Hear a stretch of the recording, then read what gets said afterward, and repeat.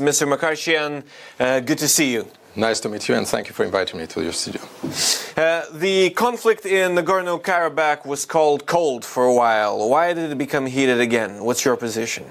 Even though it has been called frozen, but unfortunately it has never been frozen as such, because from time to time there has been constantly violations of the ceasefire, and this has been one of the main targets of the international mediators to establish full ceasefire, which was established in 1994 between Nagorno-Karabakh, Azerbaijan, and Armenia. But unfortunately, in July we had already a huge, an aggression against Armenia from the territory of Azerbaijan by Azerbaijan, and after that there were military exercises in which Turkey was participating, had a great role. It was joint Azerbaijani and Turkish military exercises. After that, some of the Turkish forces stayed in Azerbaijan, mainly the air forces. And in September, there were a lot of movements of the arms from army from this side to the other side. There was intelligence monitoring from the other side, from Azerbaijani side, mainly by Turkish airplanes. And the tension was piling up. So it's not that it was completely unexpected, but since July we have been witnessing an aggression against Armenia, and then the September culmination was the attack on Nagorno-Karabakh, and also there have been several attacks on Armenia as well. Why is it taking place right now?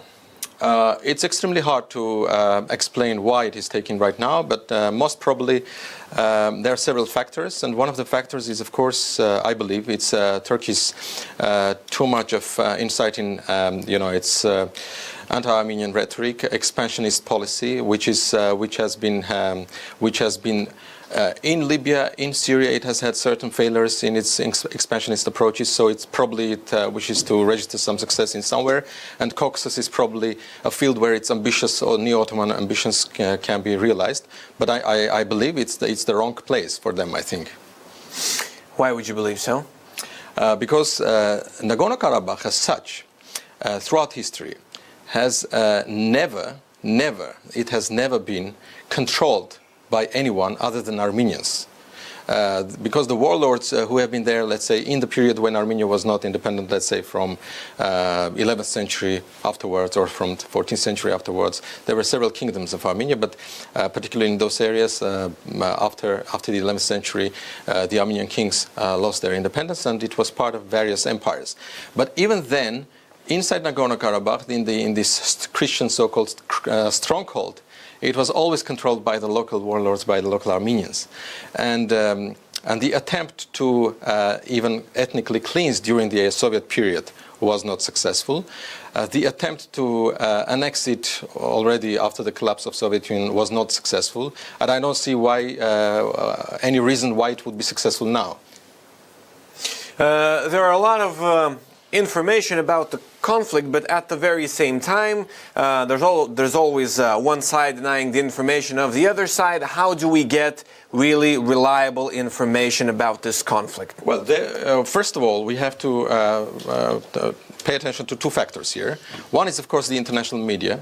The international media is actively covering, so I would advise you to pay attention to the international media coverage. And another factor, which is interrelated to the first, is the forms of governance in Armenia, Azerbaijan, and Nagorno-Karabakh. In Azerbaijan, we have an authoritarian regime where there is an absolute control on media, and the journalists are not free to report anything they like. So everything has to be pre-approved by the government before it goes on air. Which is not the case in Armenia or Nagorno-Karabakh, where anybody can basically videotape anything and post on the social networks, which are open, of course, in Armenia, because it's a democratic state, and a democratic state is also Nagorno-Karabakh. So, we have an open media giving information, free information to the world, which is possible to double check, and confirm. And we have on the other side absolutely and exclusively official propaganda, which is pre-approved before being aired. And just while we are speaking right now, there were two Le Monde French journalists who were hit from the Azerbaijani side.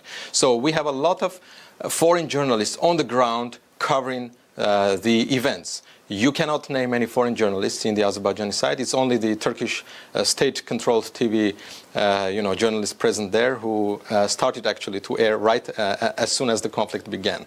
And another sort of a proof that it was initiated from the other side, which had, because it was very much pre-planned event. What is the strategy of Armenia in terms of informing the world about the conflict, if there is a strategy? No, there is no pre-planned sort of strategy about this. The Armenians all around the world, the embassies as well as the communities, everyone is doing their own homework. Everyone is doing its bit of work. We're trying to inform as much as possible, as much as we have information about this, about the situation on the ground. Do you think you maybe need one? I mean, a strategy? I think a strategy, united strategy, is almost impossible to have, because the countries around the world are so various, and so various types of approaches exist regarding media reception, media, transfer of information and narrative through media, that it's very different. Of course, we could think of, let's say, a common approach regarding democratic West, the democratic media, how to approach this media, how to inform the media. But this is a different story. I mean, what we need to do is locally, every diplomat in their own places, as well as the diaspora, members of the diaspora, all of them are very much concerned, because our young boys, our relatives right now are on the border, and every hour while we speak, people are dying. On the international media, is there everything we need to know? On the international media recently has shed more light on the foreign mercenaries, Islamic jihadists' involvement in this issue. The Syrian troops. From Syria as well as from Libya, which Turkey has recruited and been sending to Azerbaijan. There was such an information well before this, before the start of the war, but we were very cautious and careful regarding this information. But more and more information has emerged, and and now the international media, all of them are, most of them, or like Reuters, BBC, Arabic Service, etc. Guardian, The Times, etc. All of them are now talking about several individuals whom they have interviewed, whom they have seen actually, and there are these people, these mercenaries, Islamic jihadists, are fighting on the Azerbaijani side, backed by Turkey and paid, most probably also by Turkey, for certain purposes. I don't know what purposes, but these are, of course, I believe, these are the sickly ambitions of two dictators in Baku and Ankara, unfortunately, which, again, as I said in the beginning, will be stopped in Nagorno-Karabakh. Is there a chance that the Syrian troops and Libyan troops maybe might have been misled? It's possible. It's possible, but also let's pay attention to another fact, that during the first Karabakh war in 91-94, there were also jihadists involved from Afghanistan, from Chechnya also, and it's very well-known fact that they were involved. They fought, they died there, a lot of them died, and eventually they left.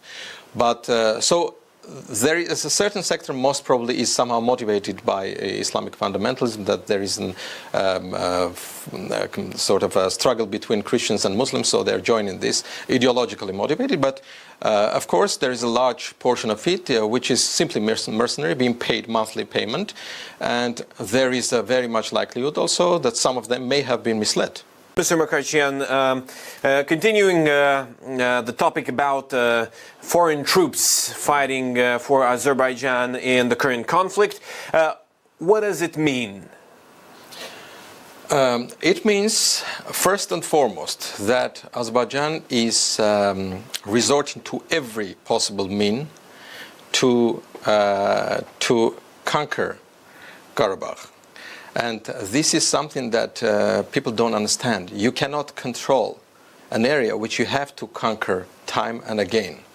Because the population in Nagorno-Karabakh, 150,000 Armenians, they cannot be ruled by, from Baku, by the facilitation of some kind of mercenaries. This is not going to happen. So this means that Azerbaijan is resorting to every possible means. First. Second, this means the involvement of such mercenaries is that Azerbaijan wants to give an impression that this is some kind of, as I said, a war of religions, which is of course complete misrepresentation, because it's not about different, religious groups fighting against one another. It's about Nagorno-Karabakh's right and the people's rights to self-determination, which was a case since the collapse of the Soviet Union, before the collapse of the Soviet Union. So these are these two dimensions I would underline in this context, and I think any involvement of these mercenaries is very unhelpful. There have been already statements. Yesterday we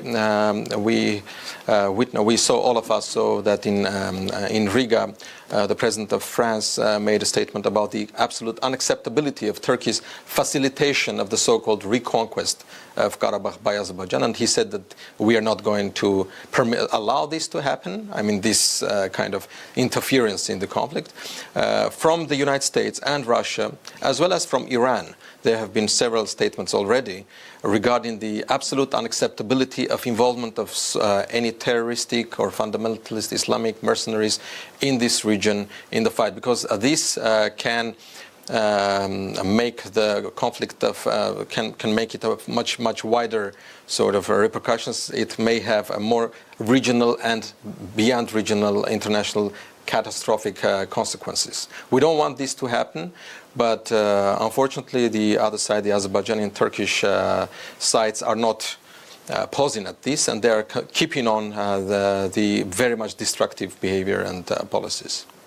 Do you have a plan of what happens if it happens? I mean, if the Azerbaijani side at least formally conquers the region? I don't want to imagine this happening, because that would mean another massacre, huge massacre, genocidal massacre, genocidal policy towards the Armenians, and we have had already a genocide in the early 20th century, and we cannot afford to have one more at the hands of Azeris or mercenaries and Turks. This is not going to happen. Let's talk about the roles of other countries in this process. How do you see the role of Russia? Russia is a mediator country. And here I would like to emphasize very strongly, because I have seen several analysis here that that Russia and Turkey are involved in this issue. We're talking about two completely different involvements. Russia is a mediator country. It's a member of the OSCE Minsk Group co-chairs, and until now, its statements and behavior have been neutral. It's making both sides to refrain from escalating the conflict. It's appealing to putting down the weapons, that it's extremely important to cease the hostilities. Russia has equal leverage on Azerbaijan as well as on Armenia. It has very good relations with Azerbaijani, the Russian president has very good relations with the Azerbaijani president, as well as Russia has very good relations with Armenia. Formally, it's part of an alliance. So Russia's involvement is trying to pacify the passions, calm down the passions, and cease the hostilities. So it's not explicitly or implicitly, for that matter, supporting Armenia in this case. It's true, it's very well known that there are weapons that are used by Armenians and Azeris, which are purchased from Russian military market. But that, this is that doesn't mean that Russia is supporting Armenia against Azerbaijan. This is completely misrepresentation of the reality. So once again, Russia is a mediator. It's calling to equally to all sides to cease the hostilities, and is trying to be as constructive as possible, which we cannot say about Turkey in this case. Speaking of Russia, is it okay for you that a country that's in the CIS alliance, and you as Armenia, you do have a collective agreement with CIS, is it okay for you, a country of that kind, to have Russia as a neutral state in the conflict? Russia is, well, there are two functions, two roles in this case. As I said, Russia is, of course, we have the CSTO Collective Security Treaty Organization agreement with Russia and a number of other countries, and but we have not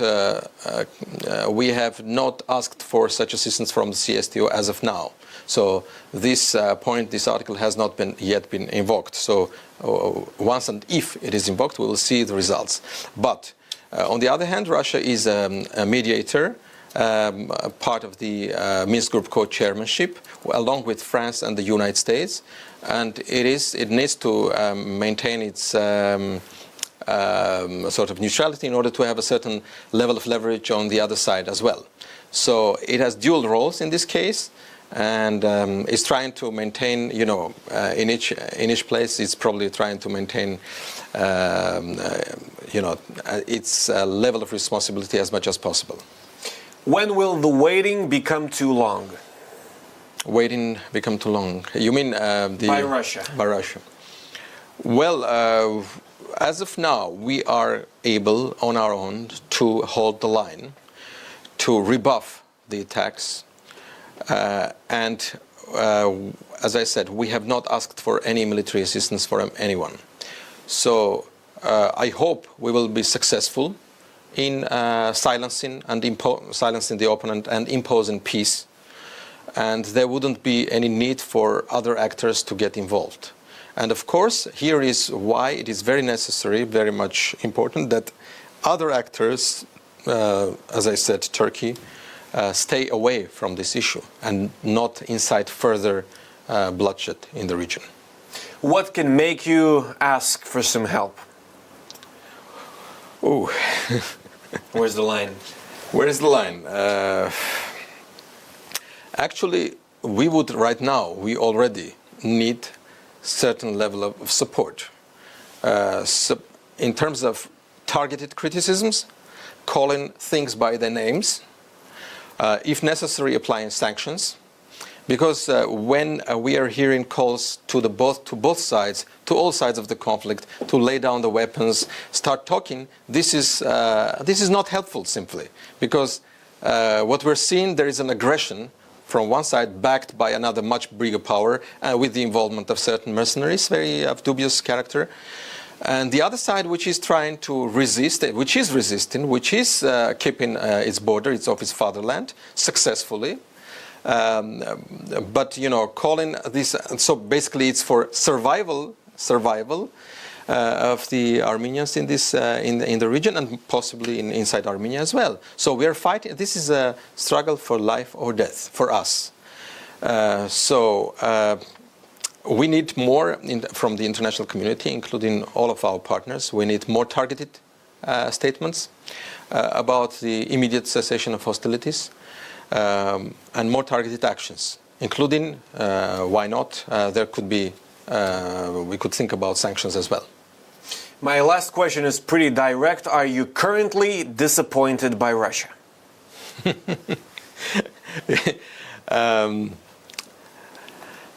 I'm not disappointed with anyone. My hopes are and have always been on those people who are right now on the ground, holding the line and defending this stronghold, our Artsakh, our fatherland. So you get disappointed when you have too many hopes or too high hopes. If you don't have too high hopes, and if your hopes are only on your own capacities and professionalism inside Armenia, outside Armenia, then you won't be disappointed from anyone. Thank you and wish you the best. Thank you very much.